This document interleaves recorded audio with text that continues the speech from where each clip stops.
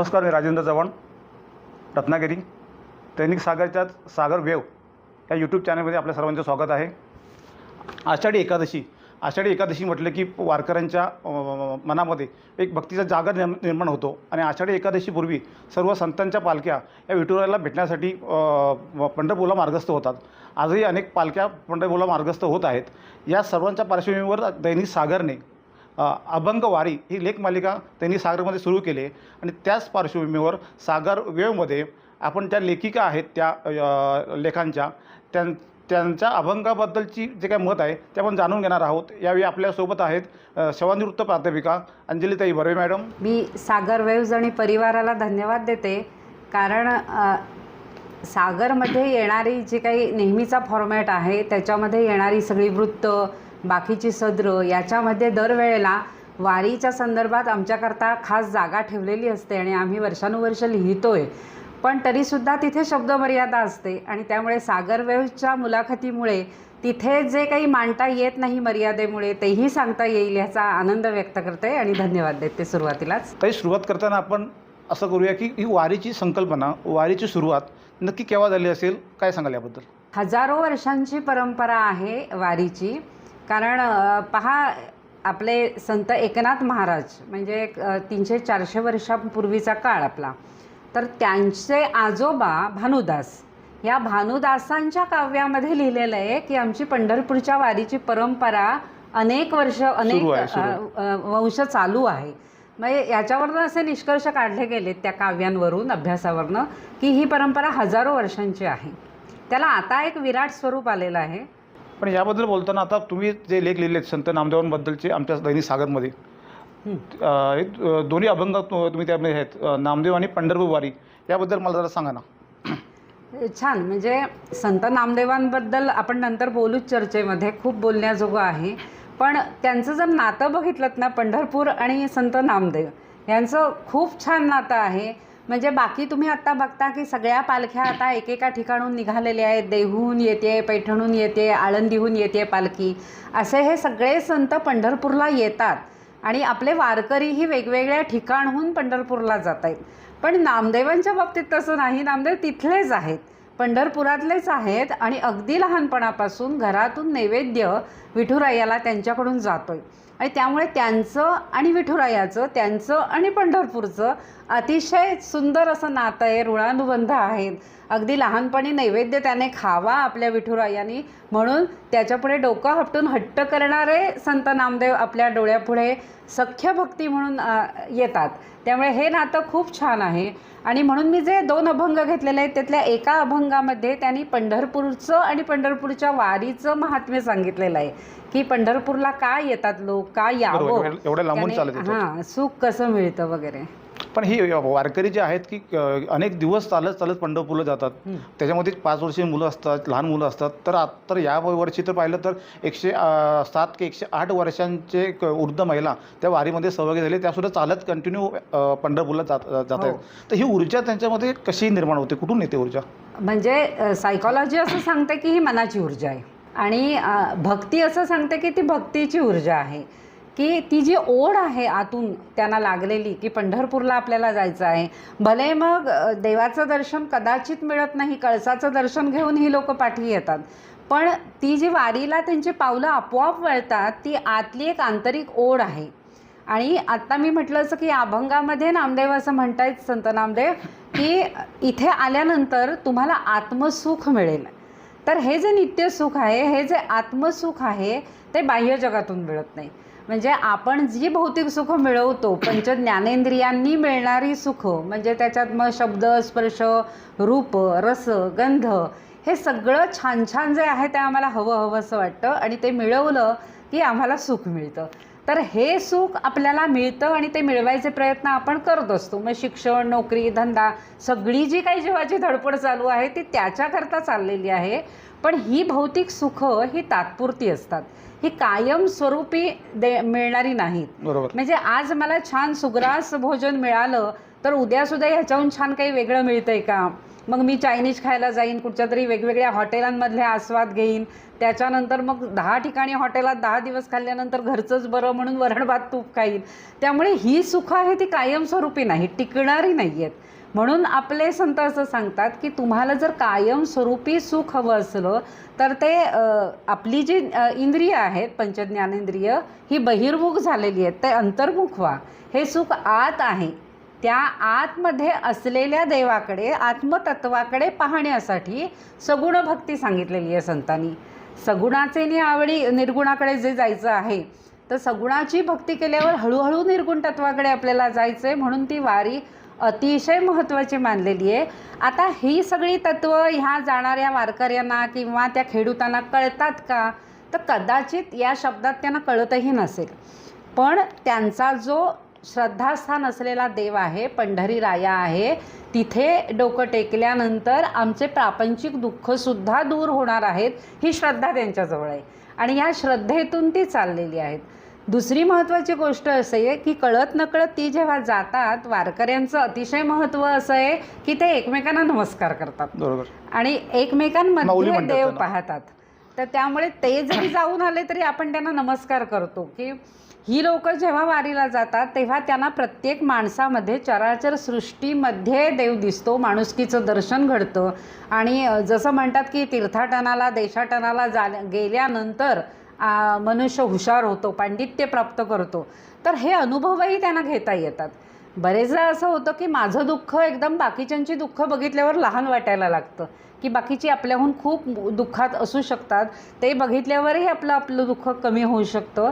किंवा तिकडे जात असताना जो संतांचा सहवास मिळतो, मग आपले देहाने गेलेले संत पालखीतून आज येत आहेत, म्हणजे ते आमच्यात आहेत, ते साहित्य रूपामध्ये, अभंग रूपामध्ये आपल्यात आहेत, अक्षरवाङ्मयात आहेत असं आपण मानलेलं आहे. आणि मग ते अक्षरवाङ्मयातल्या अभंगांमध्ये जाता जाता ते जे अभंग मिळत असतात, त्यातून मिळालेले काही ज्ञान आहे, त्या ज्ञानातून असेल, किंवा भेटलेली संत सज्जन लोक आहेत त्यांच्याकडून मिळालं. मुळात तीर्थयात्रा म्हटल्यावर या तरा असाच अर्थ आहे की तीरावर यायचं, एकमेक भेटतो आपण, एकमेकांच्या विचारांचं आदानप्रदान होतं. ते आदानप्रदान झाल्यानंतर मी बरोबर मार्गावर आहे का, माझे विचार योग्य आहेत का, हेही मला कळायला लागतं. एक विचारांना दिशा मिळते. तर हे सगळं ह्या वारीमध्ये घडतं. वारीमध्ये वेगवेगळ्या प्रकारची माणसं भेटतात. वारीला जाणारे सगळेच भक्त असतील असं सांगता येत नाहीत. ते हौशी आहेत, हौसमौज करणारे आहेत, काही नुसतं निरीक्षण करण्याकरता आलेले आहेत, काही पत्रकार आहेत तुमच्यासारखे. तर अशी सगळीजण वारीमध्ये येतात. पण तो वारीचा अनुभव जे हे नाही आहे, श्रद्धावान नाही आहे, त्यांनासुद्धा अचंबित करणारा आहे. तर त्यामुळे ही ऊर्जा आहे. आणि ही ऊर्जा घेऊन तुम्ही जी म्हटलं की 160 वर्षाची सुद्धा वृद्ध लोक चालतायत, त्यांना त्रास होत नाही असं नाही, पण त्या त्रासाकडे त्यांचं लक्ष नाहीये. त्यांचं लक्ष त्या पंढरपुरातल्या दैवताकडे आहे. आता यावर्षी पाहिलं तर तरुण पिढी मोठ्या प्रमाणात त्या वारीमध्ये आपल्याला दिसते. खूप छान. म्हणजे काय आहे त्याच्या मग, कारण यापूर्वी पाहिलं तर तरुण पिढी तशी सगळे वृद्ध लोक वारीमध्ये असायची फार पूर्वी काळी. पण आता पाहिलं तर जी काय 10 लाख लोकसंख्या त्या वारीमध्ये आहे, त्यामध्ये तरुणांची संख्या अधिक आहे. खूप चांगली गोष्ट आहे. आणि त्याचंसुद्धा मला असं कारण ते क्रेडिट आहे ते तुम्हाला द्यावंसं वाटतं की मीडिया एवढा स्ट्रॉंग झालेला आहे. कारण पूर्वी माउथ पब्लिसिटीवर सगळं चालायचं. आज लोकांना सगळं हे वारीचं जे दर्शन आहे, वारीचं कौतुक सगळ्या जगातून होतं आहे. म्हणजे असं म्हटलेलं आहे की मॅनेजमेंट कुठेही शिकवली जाते त्याच्याहूनही अधिक वारीमध्ये अनुभवायला मिळते. की इतकं त्यांचं नियोजन आणि शिस्तबद्धता असते की लाखो लोक येतात पण ते उपाशी राहत नाहीत. गर्दी, गडबड, गोंधळ होत नाही कुठे शक्यतो. आणि त्यामुळे हे सगळं तिथे शिकायला मिळतं. तर ही जी तरुण मुलं आहेत की तरुण मुलांना आज नावं ठेवली जातात, पण मी असं म्हणेन ती फार चौकस आहेत आणि खूप विचार करणारी आहेत किंवा एखादा अनुभव आपण घ्यावा असं वाटणारी आहेत. मग ठीक आहे, ते थ्रिलही असेल. काही जण सायकलवरनं जाता येत होता. अनेक आपल्याकडून पण रत्नागिरीतून 30-40 मुलं सायकलवरनं गेलेली आहेत. तर कदाचित ते थ्रिल असेल. कदाचित इतके वर्ष जे ऐकता येते मीडियाकडून, तुमच्याकडून, की हा वारीचा जो अलौकिक अनुभव आहे तो आपण घ्यावा स्वतः, असंही त्यांना वाटलेलं असेल. आणि मग ह्या सगळ्यामुळे आज तरुण तिकडे वळताना दिसत असतील. किंवा असं होऊ नये, पण मला असं वाटतं की आज तरुण पिढी आमच्या तुलनेत जास्त डिप्रेशन, एन्झायटी, वेगवेगळे ताणतणाव यांनी ग्रस्त आहे. बरोबर. आणि त्यामुळे सुखाचे मार्ग ते सुद्धा शोधतायत आणि मग भौतिक जगात नाही मिळत ते सुख ते इकडे आहे की काय हे चाचपडण्याकरता सुद्धा ते प्रवास करत असतील. बरोबर. पुन्हा आपण लेखाकडे येऊया. संत नामदेव म्हणतात, चुकवी या खेपा 84 याबद्दल मला सांगा ना. आपल्या धर्मामध्ये असं म्हटलेलं आहे की जन्म आहेत पुन्हा पुन्हा, आणि आपले संत असं म्हणतात की जन्म घेणे लागे वासनेच्या संगे. ज्या वेळेला तुमच्या तीव्र इच्छा पूर्ण व्हायच्या राहतात त्यावेळेला तुम्हाला पुन्हा जन्म घ्यावा लागतो. आणि मग हा जन्म घेताना किती प्रकारांनी येऊ शकतो, तर आपल्याकडे असं म्हटलेलं आहे 84 लक्ष योनी प्रकार आहेत जीवांचे. म्हणजे त्याच्यात कीड, मुंगी, प्राणी सगळे, वनस्पती, या सगळ्यांमध्ये 84 लक्ष प्रकार आलेले आहेत योनी. त्या योनींमधून माणूस फिरत असतो. आणि ज्या वेळेला माणसाचा जन्म हा दुर्मिळ असं म्हटलेलं आहे. आपल्या आद्य शंकराचार्यांनी सुद्धा सांगितलेलं आहे की जे अनेक दुर्मिळ गोष्टी आहेत त्याच्यात संतांचा सहवास दुर्मिळ आहे आणि मनुष्य जन्म दुर्मिळ आहे. तर हा मनुष्य जन्म दुर्मिळ जो मिळतो तो बाकीच्या सगळ्या योनी या भोगयोनी मानलेल्या आहेत की भोग भोगायचे त्यांनी संचिताचे. पण मनुष्य असा आहे की त्याला विवेक करता येतो, त्याला विचार करता येतो, त्याला कर्म कसं करावं हे ठरवता येतं. आणि ते जेव्हा त्याला ठरवता येतं त्यावेळेला हा मनुष्य जन्म त्याने तो विवेकाने घालवावा की पुन्हा जन्माच्या फेऱ्यात अडकावं लागू नये. पुनरपि जननम पुनरपि मरणम हे जे आहे तर मरणाचा फेरा पुन्हा येतो जन्माला येता पुन्हा तेव्हा. आणि मग तो जन्म तुम्हाला काय येतो तर तुमच्याकडून घडलेली काही पाप पुण्य भोगण्याकरता तो जन्म येतो. आणि तो जर येऊ नये असं वाटत असलं तर मग अध्यात्माकडे वळा, हळूहळू आसक्ती कमी करा. तुम्हाला जे जे हवं वाटतं या पंचज्ञानेंद्रियांना त्यापासून जरा लांब व्हायला पहा. आणि मग हे कसं अशक्य आहे तर आपले संत सांगतात की विठूच्या चरणाशी जा. म्हणजे संत नामदेवांचा याच संदर्भातला एक अतिशय सुंदर मनाच्या बाबतीतला अभंग आहे की ते म्हणतात, अरे अलगटा माझी या मना किती रानो माळ हिंडविसी, विठोबाचे पायी दृढ घाल मिठी, का होसी हिंपुटी वाया विण. क्रिया, कर्म, धर्म तुला कसलीच चाड नाहीये का? लोक सगळा तिथे येऊन जाईल. तर त्यांना असं म्हणायचं आहे की तुमच्या मनात जे सतत ह्याच्यात सांगितलंय त्यांनी अभंगात की तुमच्या मनात जे सतत संकल्प विकल्प चालू असतात त्यामुळे पुन्हा जन्म घ्यावा लागतो. आणि पुढे संत नामदेव असं म्हणतात की अरे मला जर हे आधीच कळलं असतं तर मी हा जन्मसुद्धा घेतला नसता. तर अशा पद्धतीनं ह्या 84 लक्ष योनीच्या संदर्भात ते भोगयोनी असल्यामुळे जन्माला आलात की दुःख आली, शरीराची आली, मनाची आली, मग ती दुःख भोगावीच लागू नयेत म्हणून मुक्तीची कल्पना आहे. आणि मुक्तीची कल्पनेपर्यंत जायचं असलं तर ह्या 84 लक्ष योनी जन्म जे आहेत फिरावे लागतात ते फिरावे लागू नयेत म्हणून तो उल्लेख आलेला आहे. बरोबर. त्याच्या पाठोपाठ गरुडपारी मिठी मारण्याची पद्धत आहे. ती पद्धत नेमकी काय पद्धत आहे ती? केव्हा रूढ झाली? असं म्हणतात की विठोबारायाच्या मूर्तीच्या समोर बरोबर ती गरुडपारीचा खांब आहे. तो आता चांदीनं मढवलेला वगैरे असा असतो. तर प्रत्येक जणाला विठोबाच्या पायापर्यंत कदाचित गर्दीतून जाता येत नसेल. तर ही जी गरुडपारी आहे या गरुडपारीला विठुराया समजून त्याला मिठी मारावी. आणि त्याला मिठी मारून तुमच्या मनातल्या कल्पना सांगाव्यात, तुमचे जे काही संकल्प आहेत ते सांगावेत आणि ते सिद्धीला जातात अशी लोकांची श्रद्धा आहे.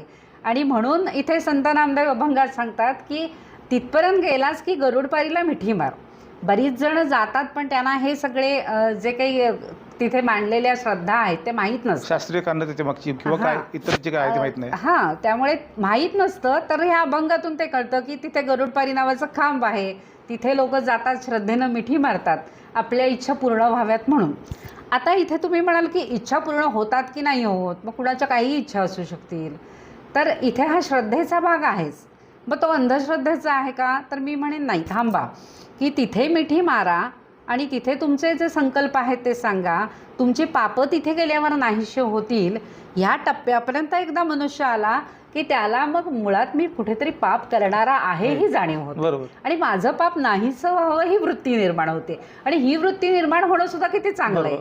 त्यामुळे तो तिथपर्यंत जातोय ना, कुठच्याही श्रद्धेनं जातोय ना, ते चांगलं आहे असं आम्ही टप्पा बदलतो त्याचा. एका टप्प्यावरून दुसऱ्या टप्प्याकडे तो जातोय. सुखरूप होणे म्हणजे काय? हां, अतिशय छान प्रश्न विचारलात की अभंगामध्ये त्यांनी असं म्हटलंय की तुम्ही वारीला गेलात, विठुरायाचं दर्शन घेतलं की तुम्ही सुखरूप व्हाल. आता इथे जे सांगितलेलं आहे संत नामदेवांनी ते इतकं खरं तर म्हटलं तर विसंगत आहे की त्यांचे जे गुरु आहेत विसोबाखेचं, त्यांनी असं म्हटलेलं आहे की छंदे छंदे तीर्था जासी, छंदे छंदे तीर्था जासी परी अविद्या न सांडिसी, त्यामुळे आत्मरूप कष्टविसी तेणे न पावसी नित्य सुखो. म्हणजे इथे विसोबा खेचर असं सांगतायत की पंढरपूरला छंद म्हणून तू जात असलास आणि जर तुझी अविद्या सांडणार नसली तर नुसती देह काया कष्टवशील, तुला काही नित्य सुख मिळणार नाही.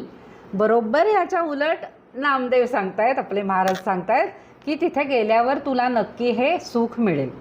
आता हे म्हणण्यामागे कारण असं आहे की मगाशी म्हटलं तसं की तिथपर्यंत तरी जा, त्या टप्प्यापर्यंत जा, त्या टप्प्यापर्यंत गेल्यानंतर तुम्हाला हे सुख मिळणार आहे.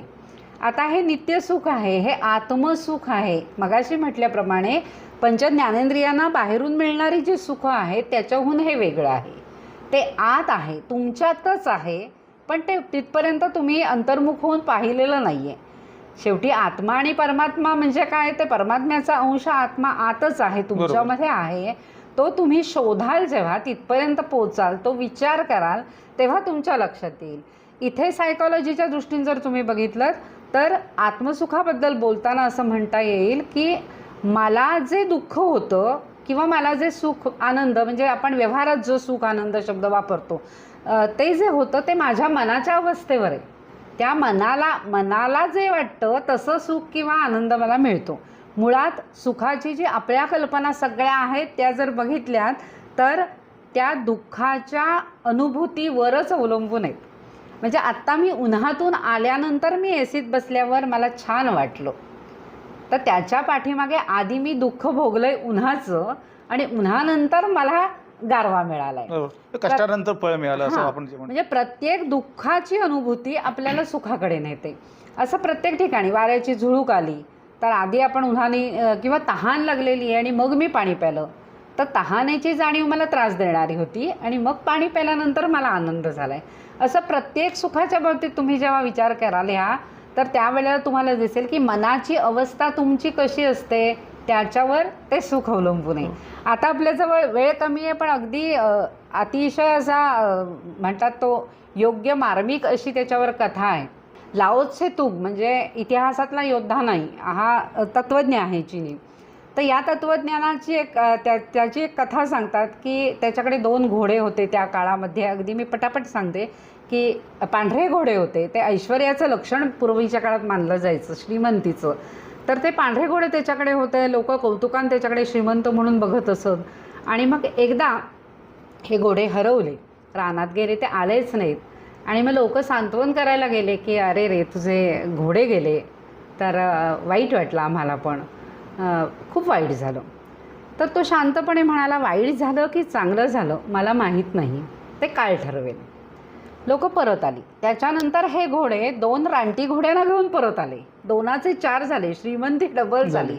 आणि मग ही श्रीमंती वाढल्यानंतर लोक परत कौतुकानं आली, वा वा छान झालं की 2 घोडे आणखी तुम्हाला मिळाले, तुमच्या ऐश्वर्यात वाढ झाली. तर ते म्हणाले, चांगलं झालं की वाईट झालं मला माहीत नाही. आता लोक वैतागली, म्हणे हा दरवेळेला असलं काहीतरी सांगतो, चांगलं झालं की वाईट झालं माहीत नाही. त्यानंतर या 2 घोड्यांना रानटी शिक्षण देत असताना त्याचा मुलगा पडला आणि अपंग झाला, वाईट घडलं. म्हणून लोक सांत्वनाला गेली. त्यावेळेलाही तो हेच वाक्य म्हणाला, चांगलं झालं की वाईट झालं माहीत नाही. म्हणजे किती स्थितप्रज्ञता असू शकते ते बघा. आणि नंतर त्या राज्यावर संकट येतं, राजा सगळ्या तरुणांना सक्तीनं युद्धाला उभं करतो. हा अपंग असल्यामुळे मुलगा लाओ त्सेचा युद्धात त्याला घेतलं जात नाही आणि सगळे तरुण मरतात त्या गावातले, हा वाचतो. इथे चांगलं आणि वाईट, सुख आणि दुःख तुम्ही कसं मोजणार, मनाच्या अवस्थेवर ते आहे. आणि म्हणून इथे जे सुखरूप म्हटलेलं आहे होशील, ते त्या पांडुरंगाच्या चरणी लीन झाल्यानंतर मुळात जी जी दुःख आम्हाला भोगावी लागतात ती आमच्या अहंकारातून, आमच्या देहबुद्धीमुळे भोगावी लागतात. की मला देहबुद्धी असल्यामुळे तू जाडच आहेस, तू उंचच आहेस, तू काळीच आहेस, तुझी विद्वत्ताच नाही असं कोणी म्हटलं की मला वाईट वाटतं, कारण मी देहाला मी समजते. बरोबर. आणि त्यामुळे ही दुःख देहबुद्धीमुळे जर आहेत तर पांडुरंगाच्या चरणी लीन झाल्यानंतर तुमचा अहंकार जेव्हा कमी होईल, गळून जाईल, त्यावेळेला सुखच सुख आहे, ते आत्मसुख आहे.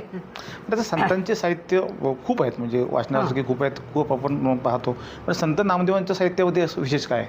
प्रत्येकाचंच म्हणजे कुठचंही संत साहित्य घेतलं, मी आता धारिष्ट्य करून हे बोलते, पण कुठच्याही अभंगावर मी अधिकारावाणीनं बोलावं असं हे साहित्य नाही आहे. कारण हे साहित्य इतर तुम्ही पंडित काव्य बघितलं किंवा महाकवी आमचे आहेत हे सगळ्यांनी लिहिलेलं काव्य बघितलं तर त्याच्यात तुम्हाला ही सगळी म्हणजे म्हटलं हे शब्दस्पर्श रूप रस गंध यांचा प्रत्यय देणारी काव्य आहेत. त्यांच्याकडे महान प्रतिभा आहे आमच्या कवींकडे. पण संतांचं काव्य तसं नाही आहे, ते आत्मानुभूतीतून आलेलं आहे, त्याला आलेल्या अनुभवातून अतिशय प्रांजळपणे आलेलं आहे. आणि जगाच्या कल्याणा संतांच्या विभूती आहेत आणि त्यामुळे ते जे काव्य आहे त्यांना गूढार्थ पण आहेत. कधी कधी नुसता वाच्यार्थ नाही आहे, लक्षणार्थ आहे, गूढार्थ आहे आणि तो त्या पातळीवर गेला तरच कळू शकतो. त्यामुळे मी म्हटलं की मी धारिष्ट्य करते हे बोलायचं. नामदेवांच्या बाबतीत तुम्ही म्हणाल तर इतर सगळे संत आणि संत नामदेवांची भक्ती ही सख्य भक्ती आहे, भोळी भक्ती आहे सुरुवातीला. पण नामदेवांच्या बाबतीत एक आवर्जून सांगण्याजोगी गोष्ट आहे, ते अभ्यासू आहेत. त्यांचं सगळं साहित्य जर बघितलं तर पहिले चरित्रकार मराठीतले नामदेव आहेत. ज्ञानेश्वर माऊलीदी चारी भावंडांची चरित्र त्यांनी लिहिलेली आहेत. अभंग वृत्त कसं असावं, त्याची अक्षरसंख्या किती आहे, शेवटचा चरण कसा असावा याच्यावरही त्यांनी अभंग लिहिलेला आहे. तर अतिशय अभ्यासू असं हे व्यक्तिमत्व आहे. त्यानंतर दुसरी गोष्ट अशी की ज्ञानदेवीवर आणि ज्ञानदेवांवर त्यांनी जो अभंग लिहिलेला आहे तो अभंग नुसता तुम्ही बघितलात तर ज्ञानेश्वरीमध्ये काय येते आपल्याला कळतं. म्हणजे 56 भाषांचं वैभव आलेलं आहे असं नामदेव त्याच काळात म्हणतायत. नंतर खूप काळ गेल्यानंतर त्याचं महत्त्व कळणं, लोकांनी अभ्यास वेगवेगळ्या तऱ्हेने करणं, हे प्रकार नंतर झाले. हजारो ग्रंथ ज्ञानेश्वरीवर आणि गीतेवर आले, पण संत नामदेव त्याच काळातले आहेत आणि त्याच काळात लोकांना ते पटवून देत आहेत की ज्ञानदेवी म्हणजे ज्ञानेश्वरी हा ग्रंथ किती महत्त्वाचा आहे. त्याच्यात निगमवल्ली आहे. निगम म्हणजे आगम निगम, वेदांची भाषा, वेदांनी जे सांगितलेलं आहे ते सार, ते तत्वज्ञान ज्ञानेश्वरीमध्ये आलेलं आहे. हे पहिल्यांदा कळणारे नामदेव संत आहेत, नामदेव महाराज आहेत. आणि त्यामुळेही नामदेव महाराज तुम्ही म्हणता असं इतरांहून मला वेगळे वाटतात की साहित्याच्या दृष्टीने, वाङ्मयाच्या दृष्टीनेसुद्धा आद्य कवित्व त्यांच्याकडे बऱ्याच गोष्टींमध्ये जातं. एक अभ्यासू व्यक्तिमत्व म्हणून आहे. आणखी तिसरी महत्त्वाची गोष्ट आहे, महाराष्ट्र आणि महाराष्ट्राबाहेर पंजाब वगैरे ठिकाणी त्यांनी तीर्थाटन केलं, हिंडले आणि भक्तीचा प्रचार केलेला आहे. शिखांमध्ये आपल्या नामदेव गाथेतले काही अभंग आलेले आहेत, तिकडच्या भाषा त्यांनी जाणल्या, त्या भाषेतून सुद्धा अभंग त्यांनी लिहिलेले आहेत आणि त्यांनी त्यांची देवळं वगैरे केलेली आहेत. नामदेव महाराजांचं देऊळ या लोकांनी केलेलं आहे. तर अशा अर्थानं इतर संतांच्या तुलनेत नामदेवांचं वेगळे पण नक्की सांगता येईल. धन्यवाद. आपल्या सागर परिवाराला सुद्धा मी पुन्हा धन्यवाद देते आणि थांबते. धन्यवाद मॅडम.